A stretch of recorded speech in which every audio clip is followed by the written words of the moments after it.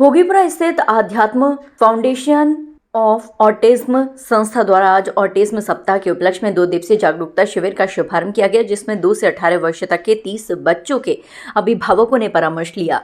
Centre के निदेशक doctor Renu Tiwari ने जानकारी देते हुए बताया कि ऑटिज्म पीड़ित बच्चों को प्रतिशत 44 तक पहुंचाया गया है, जिसमें जन्म से ही ऑटिज्म से पीड़ित और जन्म के बाद अधिक स्क्रीनिंग, अधिक मोबाइल और टीवी देखने के कारण वर्चुअल ऑटिज्म से पीड़ित बच्चों का प्रतिशत बराबर है। वर्चुअल ऑटिज्म से पीड़ित बच्चों की संख्या तेजी से बढ़ रही है। शुरुआत में वो अभिभावकों को इस समस्या का पता ही नहीं चल पाता।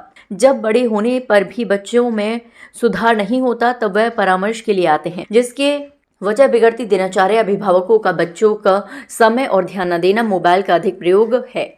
जितनी तकनीक बढ़ रही है उतनी ऑटिज्म की समस्या बढ़ रही है। इसमें शब्दों, इशारों, चेहरे के भाव और स्पर्श के माध्यम से बच्चों को कुछ हद तक ठीक किया जा सकता है। आज जो हमारा 4 और 5 तारीख है अप्रैल का, अप्रैल ऑटिज्म अवेयरनेस मंथ होता है पूरा।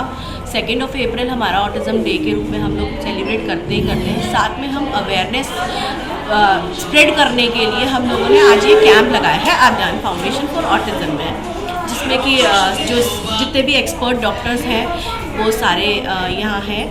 उनमें से डॉक्टर अश्विनी श्रीवास्तव सर हैं, डॉक्टर प्रियंका मसी हैं और डॉक्टर नेहा तिवारी हैं और मैं भी खुद।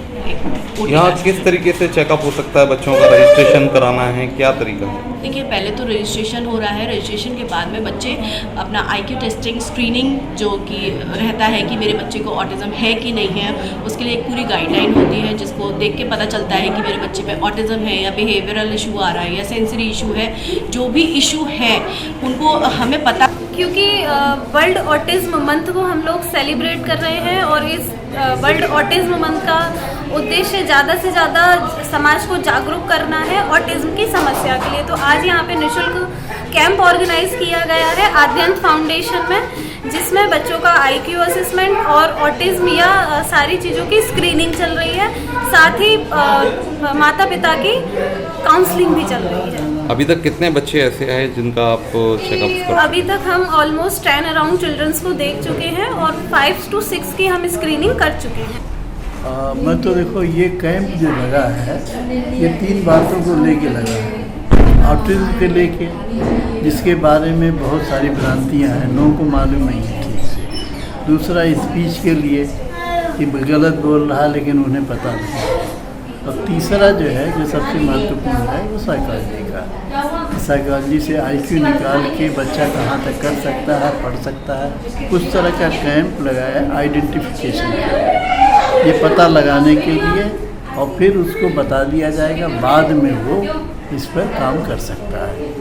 स्पेशलिस्ट के साथ मिल करके ये काम कर सकता है। मैं मेडिकल कॉलेज में 71 से 74 तक एज ए स्पीच थेरेपिस्ट था। एक्सपर्ट ने बताया कि ऑटिज्म से पीड़ित बच्चे मंद बुद्धि नहीं होते। ये दिमाग की एक कंडीशन है, कोई बीमारी नहीं। इस कंडीशन को हमें कैसे हैंडल करना है और इसके साथ हम कैसे जिएं, ये ऑटिज्म से पीड़ित बच्चों के अभिभावकों को बच्चों को सिखाना है।